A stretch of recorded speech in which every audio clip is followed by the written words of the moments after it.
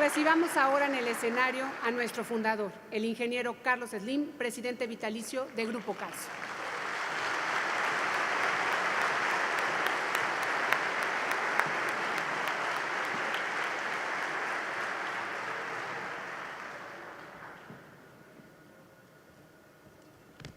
Buenas noches. Agradezco mucho la presencia del doctor Agustín Cárcens, gobernador del Banco de México, así como la del doctor Fernando Aportela, subsecretario de Hacienda y Crédito Público.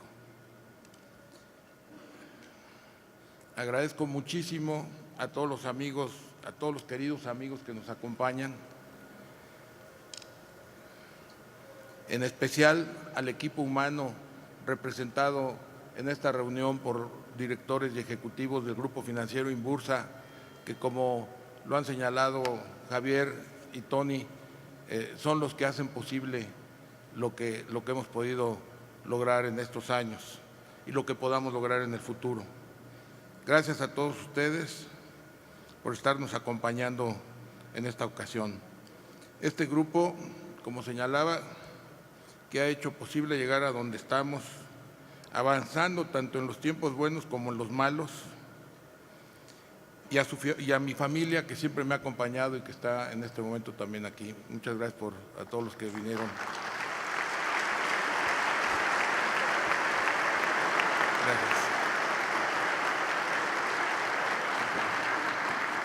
Gracias. Con el riesgo de que me desvíe de la plática, porque la verdad es que me puse a escribir muchas ideas ayer, antier, como en los exámenes, hacerlos hasta el último minuto, ponernos a estudiar en los tiempos de estudiantes, y como era un poco de lo que quería comentar, pues con más razón.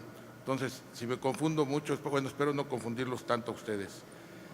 Y permítanme irme unos años atrás, de 1965, antes de la fundación de Inbursa, y platicarle algunas experiencias que fueron muy importantes en mi vida personal y en mi vida profesional. Cuando nací yo, mi papá ya tenía varios años. Mi papá se casó tarde, a los 38, 39 años. Se tardó en tener hijos, fuimos 6, yo fui el quinto. Entonces me llevaba un poco más de 50 años y desgraciadamente tenía diabetes, y eso lo presionó mucho para enseñarnos, prepararnos, enseñarnos a trabajar. Papá, como señalaba, abrió una empresa con 30,000 pesos en 1911, asociado con su hermano, precisamente en el mes de mayo, que es cuando Porfirio Díaz deja el país.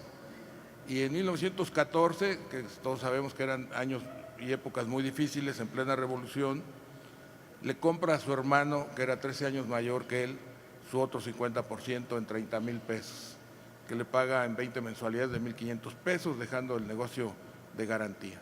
Entonces, bueno, esa confianza de mi papá, que tenía 26 años cuando lo funda, 29 cuando le compra el hermano, en plena revolución, sin tener familia, sin tener el arraigo que tenemos nosotros, pues no me ponía a mí nunca en duda cuando hay alguna crisis en que hay que seguir adelante. Yo creo que eso ha sido muy importante, como una gran experiencia. Cerró su negocio, que era una empresa grande, en 1929, en agosto de 29. Se podía pensar que fue puntino, anticipando la recesión, no sé realmente por qué haya sido, pero después, por ahí de 45, abre una empresa, una tienda que se llama Antigua Distribuidora S.A., ATSA, para enseñarnos a trabajar. Entonces yo iba a la tienda, nos llevaba a los 3 hermanos, yo el más chico. Era bastante aburrido estar ahí, buscaba cosas, encontraba canicas, me las llevaba a la casa, cuadernos, me regañaba.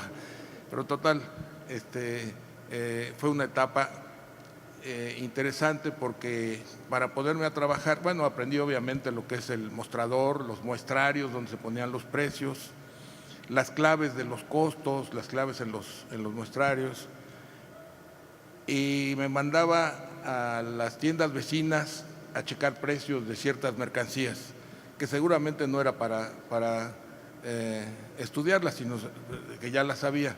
Pero eso de mandarme a investigar los precios, como acababa la guerra, yo me sentía espía además, porque estaba viendo en los aparadores cuánto valía tal mercancía y tal otra, etcétera. que de alguna forma es una investigación de mercado un poco primitiva, pero al final es una enseñanza. Por otro lado, mi mamá, no con fines didácticos, me mandaba a las oficinas de Banamex en Polanco, que es la más cercana a la casa, a depositar y a cambiar cheques. Acabé abriendo una cuenta de cheques como a los 12 años con la cajera, que era ya amiga mía, y luego me di cuenta que no servía de nada la cuenta de cheques, nada más depositaba la colegiatura y la pagaba yo en el colegio, era algo inútil. Es la cuenta S563, la que abría ahí en Banamex, con 500 pesos. Entonces entré a los bonos del ahorro nacional. Los bonos del ahorro nacional me llamaba mucho la atención porque decía que se duplicaba en 10 años, pues yo en esa época, a los 12 años, creía que era el 10% de interés. Y ahí aprendí lo que es el interés compuesto, pero además los bonos del ahorro nacional eran interesantes porque daban 7-17%, pero los primeros años daban 3%, 3,5%, 4%, ya no recuerdo bien, y al final daba una tasa alta para llegar al 7-17%, y eso era buscar la permanencia de la inversión, la lealtad de la inversión, la retención, y el que no retenía el bono, pues tenía un rendimiento muy bajo. Ahí es donde aprendí sobre la tasa de interés y rápidamente me orienté a comprar acciones. Compré acciones de Banamex, 30 o 40 acciones, no recuerdo cuáles, y creo que eran como 30 acciones, luego fueron 40 y luego fui creciendo en las inversiones en el banco, era principalmente Banamex. Mi papá tenía el 1% del banco de Banamex en esa época y era con el que estaba familiarizado. Después de ello, pues desgraciadamente mi papá falleció. Falleció cuando éramos muy jóvenes, yo entré en una situación muy difícil emocional, pero poco después pues ya empecé a ver algunas cosas, iba a ver los aumentos de capital de Banamex, que había una segunda preferencia, entendí lo que era la segunda preferencia, porque muchas de las acciones en esa época se habían perdido en Francia durante la guerra. Entonces había muchos que no suscribían los aumentos, entonces había esas famosas segundas preferencias. Entonces ahí fui aprendiendo muchas cosas. Tenía unas acciones mineras, fui a las empresas, me invitaron allá al consejo, yo tendría como 15 años o no sé cuántos. Me contaba el secretario del consejo las historias de estas grandes empresas mineras que habían venido a menos. Entonces esa etapa fue muy importante, fue algún aprendizaje inicial de muchas cosas. Continué mis inversiones. Ese es mi primer balance que escribí de 1955. Como ven, ahí tenía 40 acciones de a 99 pesos cada uno. Los aumentos eran a 55, entonces había una diferencia. Me financiaban de la familia, mi mamá me financiaba parte de mis inversiones. Esa es cuando tenía 15 años. Bueno, entonces 10 años antes de formar Inbursa. En todo esto, bueno, pues afortunadamente tomé las buenas decisiones, me metí a la Universidad Nacional Autónoma de México, la UNAM, a estudiar preparatoria, que eso fue muy formativo, no solamente era el asunto académico, sino la formación que la UNAM nos da con la diversidad, pluralidad, libertad de pensamiento, de cátedra, todo lo que eso significa. Y es un gran gusto y honor que esté conmigo el rector de la UNAM, don Pepe. Gracias por acompañarnos.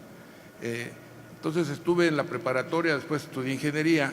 Y la ingeniería fue muy importante porque en la ingeniería trabajamos con ciencias exactas y también con ciencias experimentales. Entonces eso nos quita un poco la rigidez de la exactitud de la ciencia exacta. Afortunadamente, me quedé dando clases desde que estaba en tercer o cuarto año de álgebra. Había materias que me encantaban, otras me aburrían enormemente. Obviamente álgebra era una de las que me gustaba. Y estuve dando por 5 o 6 años, un año en la Ibero y 5 o 6 en la Nacional. Me invitó Antonio Murrieta, papá de Raúl, que está acompañándonos, subsecretario de Comunicaciones y Transportes. Muchos saludos, por favor, a tu papá y agradecerle que me haya invitado en 63 a la Ibero. Pero afortunadamente, buscando qué tesis hacer, me invitan a hacer una tesis sobre programación lineal, que no sabía yo qué era la programación lineal. Veo en el periódico que hay un curso en el que hay una clase de materia, una de las materias era programación lineal del curso. Ese era el tercer curso de desarrollo económico y evaluación de proyectos, patrocinado por la CEPAL, el Gobierno de México y la Universidad Nacional Autónoma de México, en donde conocí y me dio clases mi maestro, que fue la materia que menos aprendí, David Ibarra. Gracias, David, por estar aquí. En 1962. En esa época son los 5 años más difíciles, bueno, uno de los años más difíciles que se vivió dentro de la Guerra Fría de México en el mundo. En México, en forma adicional a esa guerra, a esa crisis de los misiles de 1962, que fue realmente muy agresiva, había habido movimientos desde que tomó posesión el presidente López Mateos, muy activos, agresivos dentro de la Guerra Fría, de los maestros y de los ferrocarrileros. Fueron tan difíciles esas épocas que el presidente López Mateos tuvo que meter a la cárcel a los líderes ferrocarrileros, al líder de los maestros y a David Alfaro Siqueiros, cosa inusitada que hubiera ocurrido en ese momento. Pero al mismo tiempo, cuando viene la invasión a Bahía de Cochinos por parte de algunos cubanos residentes en Estados Unidos con el apoyo de Estados Unidos, también empiezan a calentarse esos movimientos. El expresidente Lázaro Cárdenas se sube en una camioneta en el Zócalo, intenta ir a Cuba. Hay una gran agresividad por parte de la gente de izquierda y por el Movimiento de Liberación Nacional, etcétera, etcétera. Entonces el presidente López Mateos y su gente empiezan a hacer declaraciones un poco extremas. Se habla primero de que el gobierno mexicano es de extrema izquierda dentro de la Constitución y que es de izquierda atinada. Son dos de las frases que se usaron en esa época, pero obviamente los empresarios estaban en contra, se polarizó mucho la situación, paró la inversión, se estaba con el riesgo de caer en una recesión y estaba el gobierno confrontado buscando los equilibrios entre un movimiento y otro. Y es cuando el secretario de Hacienda, que ha sido un extraordinario secretario de Hacienda, sin agraviar a los presentes, que fue don Antonio Ortiz Mena, recomienda al presidente sustituir la inversión privada con déficit público, con una política fiscal agresiva para cubrir esa situación y enfocada a los renglones específicos, o sea, con un rifle de precisión para apoyar el campo, la construcción, la vivienda, en donde más actividad económica había, y las pymes. Eso permitió, en el campo, como señalaba Tony, había más del 50% de la población. Eso permitió pasar esos 2 o 3 años muy bien. Cuando viene la crisis de los misiles, López Mateos está aterrizando de un viaje internacional que le ponían apodos porque no les gustaba mucho que viajara. Yo creo que viajaba porque ya tenía cierta confrontación con Estados Unidos, tanto por las declaraciones como por la relación con Cuba, y porque vota, cuando se quiere excluir a Cuba de la OEA, es el único voto a favor de mantener a Cuba en la OEA. Por eso es que Cuba siempre mantuvo un respeto a México hasta donde se entiende o fue posible. Y cuando viene esa crisis de los misiles, la verdad es que todo el mundo estuvo muy preocupado de una tercera guerra mundial. Muchos de los que estamos aquí, o no muchos, lo vivimos. Fue un momento muy difícil en 62.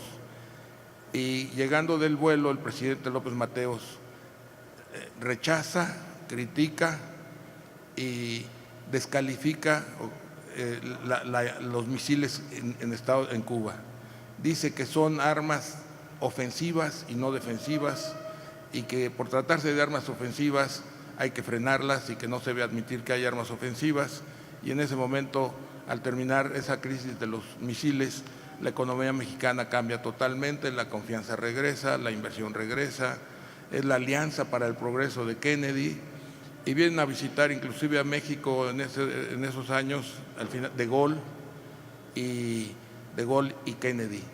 Y es cuando nos regresan el chamizal. Entonces hay una serie de cosas políticas, se transforma todo y gracias a don Antonio Ortiz Mena y al gobierno de López Mateos y a esa recuperación, el país crece excesivamente, en 64 crece el 11%, la inflación es menos de 2,5% y crecemos 6,8% en los 6 años. Bueno, ese es un caso interesante que es en lo que estamos viviendo, y llega el 65 tiene que tomar una política recesiva, el mismo Ortiz Mena, o de freno para corregir los déficits fiscales que se habían generado en los años anteriores, y vienen otros 6 años de crecimiento.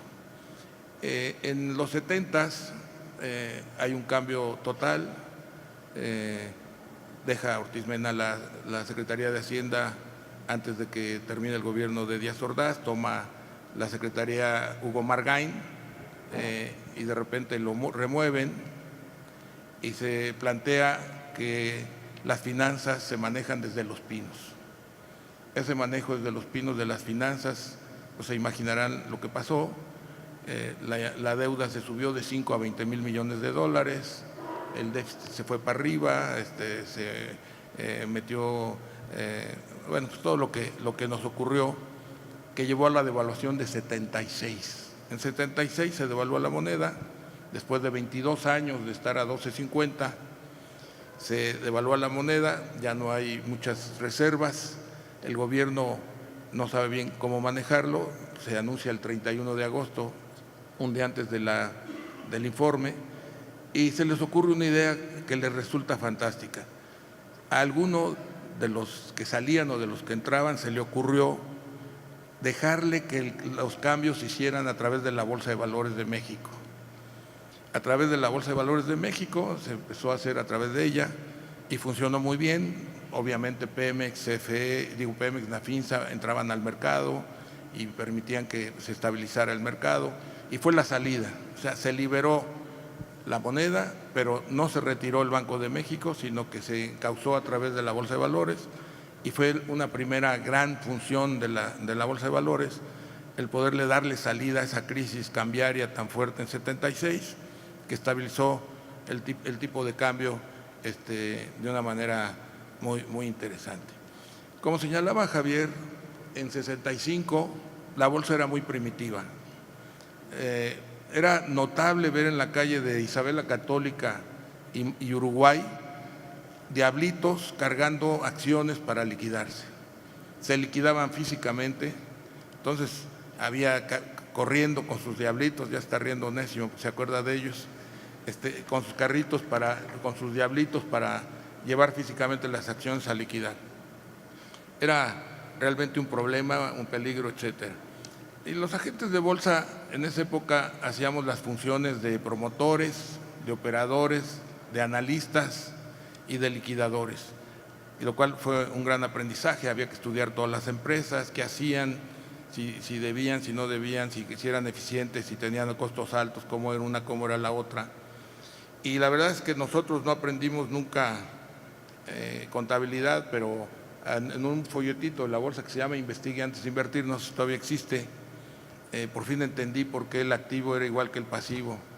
Y la verdad es que no era igual que el pasivo, sino que era lo que tenemos menos lo que debemos es lo que tenemos, es lo nuestro, ¿no? Que ya lo había yo puesto allá en el... Y afortunadamente así ya lo entendí, porque era pasivo más capital. Entonces, y además son unas cuantas cuentas y lo demás es pura aritmética, para arriba y para abajo, y es pura aritmética. Y en el curso de Desarrollo Económico tomamos la clase de Contabilidad Nacional, Teoría y Programación Económica que nos dio el maestro Ibarra, Política Económica, que fue muy interesante, Evaluación de Proyectos y Programación Lineal, fueron las materias. Me invitaron al cuarto curso a dar yo la clase de Programación Lineal, y luego me fui a Chile a estudiar Programación Industrial, ya me metí a la microeconomía, y creo que fue un cambio que valió la pena hacer en esos años. Entonces, comentaba que la bolsa era muy primitiva, se liquidaba físicamente, etcétera, etcétera. Y resultó que se hizo una reforma por ahí de los 60, no me recuerdo el año, de intermediarios financieros, y se les olvidó que existían las casas de bolsa. Entonces fuimos a ver al director de crédito y al subdirector de crédito, que en esa época era el licenciado Mario Ramón Beteta y el licenciado de la Madrid era el subdirector de crédito, y se dieron cuenta que había ahí una omisión y con un oficio establecieron que las casas de bolsa podían considerarse como intermediarios financieros cuando hubiera en la mayoría de accionistas socios que fueran agentes de bolsa. Después ya viene la ley del mercado de valores y, como señaló también Javier, se emitieron los petrobonos, los CETES, había resistencia bancaria de perder un poco ahí las posibilidades de todo esto, y se desarrollaron más los mercados. También se obligó fiscalmente a que, para que no fuera acumulable la compraventa de valores en bolsa, tenía que pasar por bolsa, porque en los 60s, que todavía se abría los sábados, hubo un sábado en que no se operó nada, no hubo operación, porque de alguna forma servía la bolsa como una pizarra de cotizaciones en que se registraban precios y se operaba fuera de ella. Se operaba fuera de la bolsa, entonces los bancos principalmente. Entonces se buscó que todo se fuera encauzando a la bolsa y que todo fuera funcionando en ella. Esto es una buena parte del planteamiento. Ya en 64, después de regresar de Chile, decido tomar un año sabático, que fue muy interesante. Pensé, viajé, leí y, lo más importante, conocí a la que iba a ser mi esposa 20 meses más tarde. Eso fue el fin de 64. En 65, con mi hermano compramos un embotellado de refrescos, Jarritos del Sur, con un compañero que anda por acá, Marquines, empezamos a construir edificación, la constructora y la promotora del hogar, que se llamaba la empresa para venta de vivienda, etcétera. Y tenía yo mis inversiones. Habíamos comprado, curiosamente, un personaje que en ese momento yo no lo apreciaba mucho, que era uno de los grandes empresarios mexicanos, quizás de todos los tiempos, como promotor y como empresario y como mexicano, que era don Carlos Trullet. Vendió sin darse cuenta una empresa. Fuimos a la asamblea a votar en contra de su planteamiento, que ya lo conocíamos, aunque el inversionista más importante que había comprado parte ya había acordado con él. Y total, que fuimos a la asamblea. En el 65 planteé otra propuesta, el 25% votó por mí, se descompuso la asamblea, entonces hubo que volver a hacer las actas, y al rehacer las actas quedamos platicando con él como 1 hora o 40 minutos. Nos invitó a Chihuahua a ir después. La verdad es que me conquistó, me encantó su manera de pensar y de ser, etcétera, etcétera. Fuimos a Chihuahua, después a Juárez, a ver celulosa de Chihuahua. En el avión, que íbamos en el avión juntos, pues, creí que no me reconocía. Llegando ahí me empezó a dar lata porque su hija era muy joven y creía que era compañera de mi novia. Decía que yo era un sátiro porque su hija tenía 14 o 15 años. La mía ya tenía 17 cuando no estaba. Pero estuvo ahí muy jugando mucho con ello. Y en ese viaje le propuse a Onésimo Cepeda, aquí presente, asociarnos para poner una casa de bolsa. Acordamos, en esa época trabajaba en Banco de Londres y México, en el fiduciario. Yo, que era canchanchano, que dice que era director y no sé qué, pero y acordamos asociarnos. Hablamos pues con Héctor Lagos para invitarlo, y entonces pusimos la casa de bolsa los tres. Éramos 3 socios y el personal eran como 4 personas. Eso es 1965, es Inbursa, es la fundación de Inbursa, que me honré en presidir por muchos años. Esa sociedad duró poco porque Onésimo cambió la bolsa por la charola. Entonces ya se deshizo la sociedad.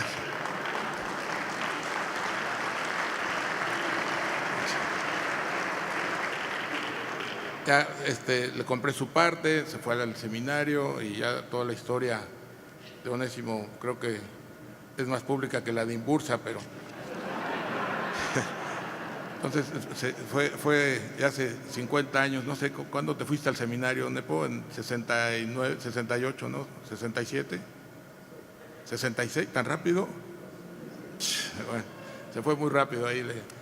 Entonces fue Onésimo, seguimos con la empresa, como decía, había habido muchos cambios y pues todo eso fue muy importante para mí, para aprender. Y lo más importante, bueno, había una definición en la escuela de ingenieros que daba un maestro que decía que ingeniero es el que hace con un peso lo que otro que no es ingeniero hace con dos. Y eso ligado a la investigación de operaciones y a la programación lineal, de la que hice mi tesis, en que se trata de tener un modelo matemático, un sistema de ecuaciones lineales y una función objetivo, y que el chiste es optimizar esa función en relación al modelo matemático. Claro, en esa época no había computadoras que pudieran hacer estos casos tan rápido, pero esto era un sistema muy importante para optimizar funciones. Y ahí encontrabas que lo importante del modelo no era solo establecerlo, sino definir los parámetros, que es muy difícil que los parámetros que normalmente se hacen por prognosis se determinen con precisión. Entonces, de ahí interesante la programación lineal paramétrica para que la solución óptima estuviera entre un intervalo del parámetro, era muy interesante.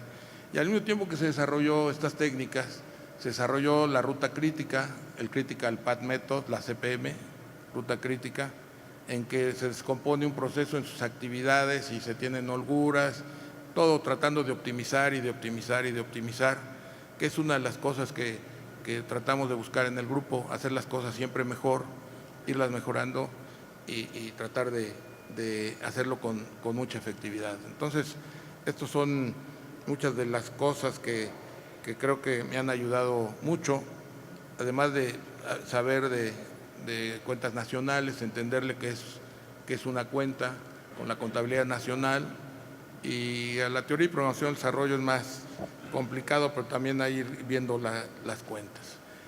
En base a eso, pues les comentaba Tony antes de y Javier, que había venido la ley de mercado de valores y la crisis del 82. La crisis del 82 fue producto de esos excesos fiscales de manejar desde Los Pinos, en los que no solamente nos endeudamos, sino que también nos gastamos el petróleo. Por ejemplo, la deuda que dejó López Mateos fue 2,000 millones, y ahora se fue a 5, se fue a 20 Echeverría, y a 50 López Portillo, y 50 más 50 del petróleo, o sea que fue un gasto realmente muy alto. Y esto vino ligado con que la tasa de interés, el prime rate, lo subieron al 21% en dólares. Entonces estábamos endeudados, y esa tasa, y vino la crisis de la deuda externa, no solo en México, en muchos países. Esos créditos tan caros son increíbles ahora que la tasa es cero, pero llegó a tasas muy, muy altas, porque también se fue la inflación a doble dígito. Había hecho una tablita comparativa de varias cosas. Entonces, esta tablita, y voy a tratar ya de no tardarme demasiado, es cómo el petróleo ha tenido esos ingresos tan altos. Ese de 87 viene porque en 86 el petróleo se bajó hasta $6, que fue la época difícil del presidente de la Madrid. Pero también se subrayar el error de las importaciones de bienes de consumo. Entonces, aquí lo que quiero subrayar es que México ha tenido en estos 50 años, sobre todo en los últimos 40 años, muchas oportunidades que, aunque hemos avanzado y hemos hecho las cosas para que avance el país, pues hay muchas cosas que se podían mejorar para lograr acceder al desarrollo, que es uno de los objetivos de todos nosotros, lograr ser un país que esté en los niveles de ingreso que permita tener grandes clases medias, una economía que se retroalimente por el tamaño de esas clases medias, un crecimiento sostenido, sano, etcétera, etcétera. Y bueno, aquí vemos los bienes de consumo, cómo se han disparado. Hay que subrayar aquí que se hizo el Tratado de Libre Comercio, con Estados Unidos, que nos da un gran superávit comercial. Con Estados Unidos hay un gran superávit comercial, pero nuestra apertura por otros lados nos lo quita y acabamos con déficit comercial. Ese es el que nos da el superávit, es Estados Unidos, tenemos déficit casi con todo el mundo. Pero aquí lo importante es que las importaciones de bienes de consumo se han subido de 767 millones a 58 mil millones de dólares y han rebasado ya desde hace varios años la de bienes de capital, que ha subido menos que la de bienes de consumo. Antes era 4 veces más grande y ahora es 50% más grande la de consumo.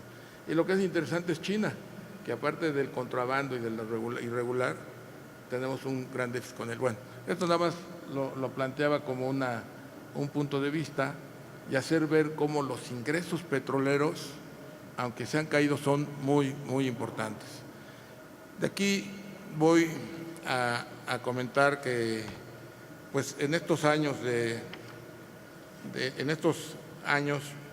que hemos tenido estas oportunidades, el país, como señalaba Tony, tenía 40 millones de habitantes, hoy tiene 3 veces más de 3 veces más, y si contamos a los que están en Estados Unidos, somos 4 veces más. O sea, somos alrededor de 160 millones de mexicanos, incluyendo los más de 35 que hay en Estados Unidos. Ha crecido mucho la población, pero vemos cómo ha crecido más los ingresos, cómo podríamos haber aprovechado muchos de esos ingresos. La cuenta corriente el gasto corriente se ha disparado mucho en el país, que desgraciadamente eso nos ha afectado. Si vemos cuánto ha subido de 87 a la fecha, nos afecta. Creo que sería ideal, lo digo en este momento, no sé si sea muy cordial que lo comente estando el director del Banco de México, ya lo he comentado muchos años atrás. Aquí en México la función principal del Banco de México, y creo que lo ha hecho muy bien, es cuidar la inflación a través de su instrumento, que es la política monetaria. Pero la FED tiene el objetivo de cuidar la inflación y cuidar el empleo. Entonces sería muy importante que en México ya pudiéramos buscar que el Banco de México tuviera una función adicional a la de solamente cuidar la inflación, porque en base a eso muchas veces se busca anclar el tipo de cambio, se busca anclar el salario, y ese tipo de cuestiones pueden tener repercusiones no muy deseables. El que se ancle así la inflación. Hemos desaprovechado, como veíamos en la tableza de no la voltean, la ponen, desaprovechado altos ingresos del petróleo. Lo desaprovechamos al fines de los 70s, que llegó creo que a $50 o a 48, pero que era mucho dinero en esa época para la producción, y lo hemos desaprovechado en esos años, que se ha ido a 20 mil millones, 28 mil, 40 mil, etcétera, etcétera, que eran montos muy importantes que había que haber utilizado y capitalizado, como lo hacen Noruega y como lo hacen los árabes, que lo capitalizan muy bien. Este es un comentario solamente, que hemos desaprovechado esto, y tampoco hemos aprovechado ahorita la gran cantidad de recursos financieros que hay en los mercados internacionales con tasas de interés negativas que permiten y que hacen viable cualquier proyecto razonable económico de ser financiado. Entonces tenemos muchos recursos en el mundo, bastantes recursos en México también, suficientes para financiar estos proyectos, vía crédito o vía capital también. Y también tenemos los fondos de pensiones del retiro, las IFORES, que desgraciadamente reciben tasas de interés muy pequeñas, negativas prácticamente, que no son adecuadas para asegurar estas jubilaciones, que sería muy importante que puedan invertir en infraestructura y en otro tipo de actividades. Por último, me permito hablar de la nueva civilización, que es una nueva civilización que se sustenta en el bienestar de todos, en la salud, la educación, la capacitación y su acceso de la mayor parte de la población a bienes y servicios y satisfactores más allá de los necesarios. Y esto viene a colación porque esto es un hecho. Ya desde hace 50 años algunos futurólogos lo anticipaban. Esta nueva civilización se ha hecho evidente desde los 90, ya llevamos 20, 25 años en que ha sido evidente, aunque hace 50 años la anticipaban varios futurólogos como Toffler y Jean-Paul Schreiber, etcétera. Entonces hay un cambio importante que es producto de la electrónica, las computadoras personales, la fibra óptica, el teléfono celular, el internet, su banda ancha, la nanotecnología, todas las grandes aplicaciones, etcétera, etcétera. Y aquí solamente para insistir que esta nueva civilización, así como fue la industrial, puede traer grandes beneficios, es una gran oportunidad, crean crisis porque hay resistencia al cambio siempre en cualquier sociedad, pero lo importante es que se pueda conducir ese cambio, para poder acceder a una sociedad de bienestar que todos anhelamos y que México pueda tener en pocos años esa situación económica que tanto hemos buscado todos que podamos tener para el bienestar de toda la población. Muchas gracias.